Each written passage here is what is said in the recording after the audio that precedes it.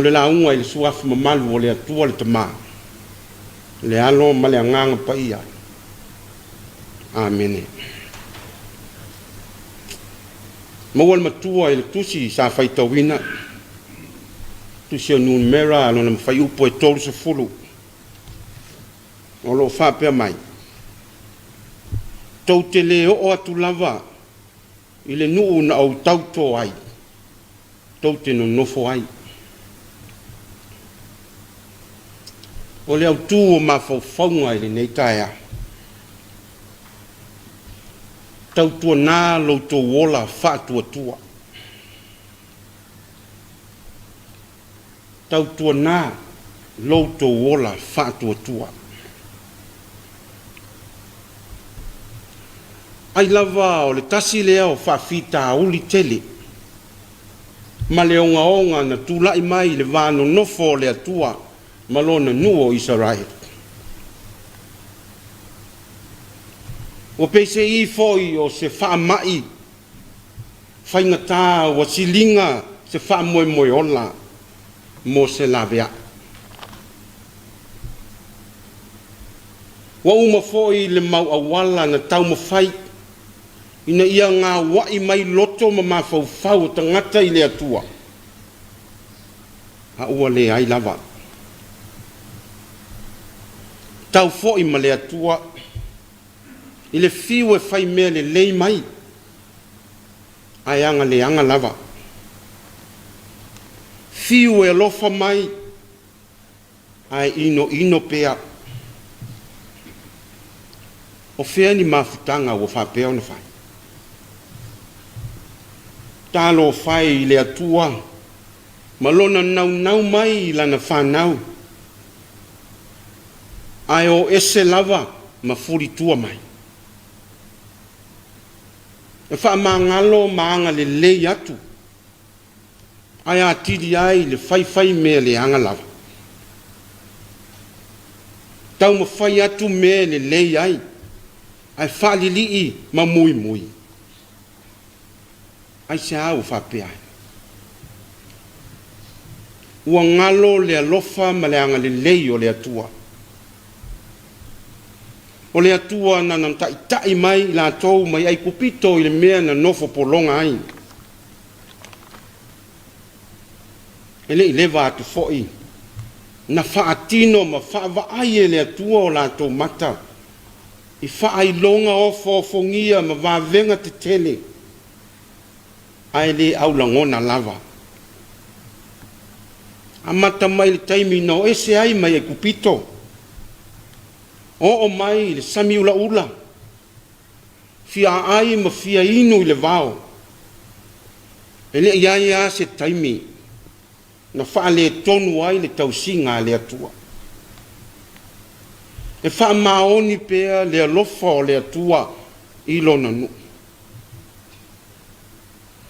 faapefea ona galo lenei alofa tele e ofo le loto i le lē talitonu o loto ua maaʻa ma ua pogisā foʻi o latou mata faleagaga o lea ua tuvae latalata i le nuu folafolaina ua vaaia foʻi ataata o taʻulelei i le nuu o faamanuiaga ae talofa ua aunoa lava ma se ola faatuatua ua palaai ma fefefe vale le malosi ma le tau faamataʻu mai o mea o le lalolagi ua fiafia i le agasala ma tuʻinanauga o latou olaga ua faaonoono ma tofotofo i le faamasinoga tonu o le atua tele mea o le leai se faatuatua ae toi muimui le atua na ala mai ai manuia fai mai ua fia popoto ia Mose ma Arona ma fai mai e ana matou oti lava i ai kupito o loo tele ai mea ai e ana matou oti le vao o sili lea se a le mea ua mai ai matou i nei ina ia oti i le pelu io e o le iu leo o le lē faatuatua O le iu leo o le ola le talitonu. O le iu leo o le ola fe mou wai ma le ai o se alofa. Leo tau tino mai e le atua ia Mose ma Arona. Fai atu la ia Israelu. E oti o tō uma i le nei vao. E le ai fo stasi o tō e tū lau e le ele i le nuu fola ina. Na ka lepo ma Yosua. Ma e fa tua fa maoni i le atua. O le fe au lea mo tātou Samoa i le nei tae au.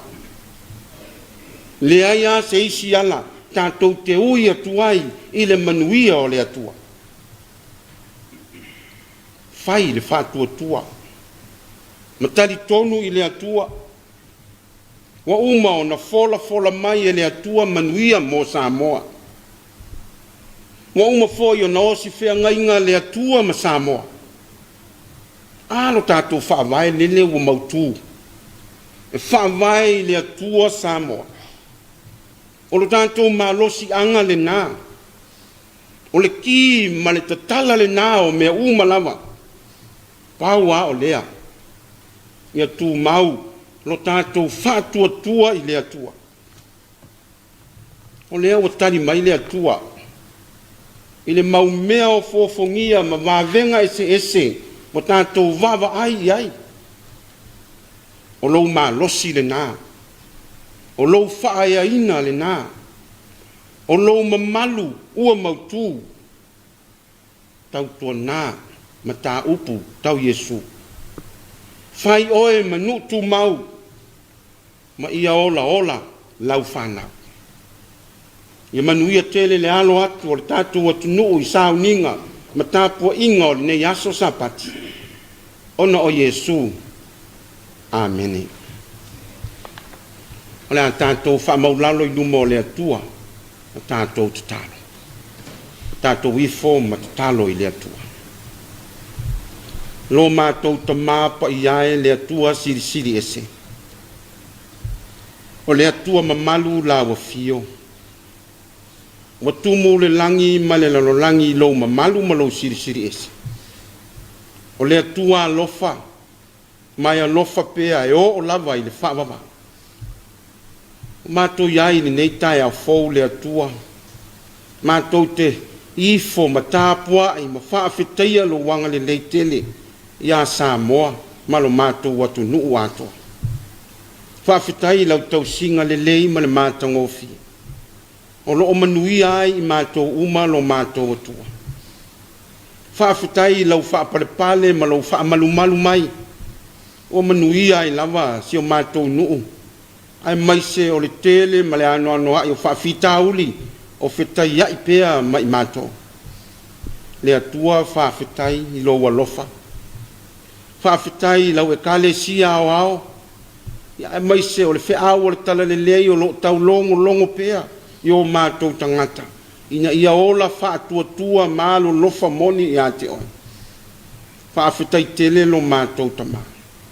Whaafetai lau tusi pa ia sa o mātou whaitawina. E whaamanatu mai e pēr i ate i mātou. Lo fina ngalo pa ia. Whaafetai le maliu ma le soifu manu malo Yesu ke viso lo wale. O mātou mawai le mafutanga wāwala lata ma oelo mātou atua. Tu mawat pe ia i ate oele vi inga. O le whaamanu ma le whaanetanga e le au noa. O mātou langona lo mātou whatawaa. Ona ole mātou wanga sala tele i o luma wa whaula i māno ano. Le li ielo mātou atua na ona mātou o atu to o tutuli atu. Ma whaato ese atu i lawa fio. Alofa ma whaamangalo lo atu no. Whaamangalo o tangata. Whaamangalo lau e kalesia.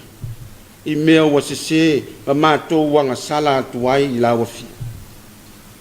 O mātou ola le whaamaoni. O le whaatumutumu lima o la mātou tautua ma le mātou ngalue. Se alofa le li ie ma whaamangalo i mātou uma. I le toto pa ia o Yesu ke viso lo wale. Mātou manutua le lalolangi vevesi. Taua ma whewaiwai a inga. Se alofa ngia atu nuu malo losi te tele o le lalolangi. ia o atu iai lau whaamanuia lo mātou atua. Mātou mantua fo'i si o mātou atu nuu o Samoa. Se i anga lelei ma whaamanuia mai ia Samoa ma ona tangata. Whaamanuia o mātou tai whaale malo, tai whaale kalesia, tai whaale nuu ma tai o ainga. Na ia maua pea e Samoa ma o tangata le no nofo file mu ma le whealo whani. Mātou te talo, lo whangia le whengai ai, whawhita auri whaamai o lo whengai mai mātou. Ianga le lei maia oe le atua, whaamamalu o wa aoanga le lei, e manuia ai a mātou tau ma whainga uma. O mātou talo fo i fuafuanga o tutoio le nei aso, ia tātou mafuta whaatasi malaua fio i tāpua inga ese, i tutono o Samoa i so se whata whaitaulanga. Ianga le lei, whaamana ina lo fina ngalo mo i mātou. Whaamanuia lau whaingaluenga al TV o whiangai ma le whaasalalawina o lo fina ngalo e ala atu i lunga o le nei whaasalalaunga. Ia whaamanuia lātou tau mo whainga uma. O mātou te talo ia le li e. Whaatasi ai ma le ano te talo lilo o le mawhai na mātou whaleo i nātou. Ai ala mai ai manuia mo lo atu nuu o Samoa. I lo lava suafa Yesu ke riso mātou wole mawala au atua nei. Amen.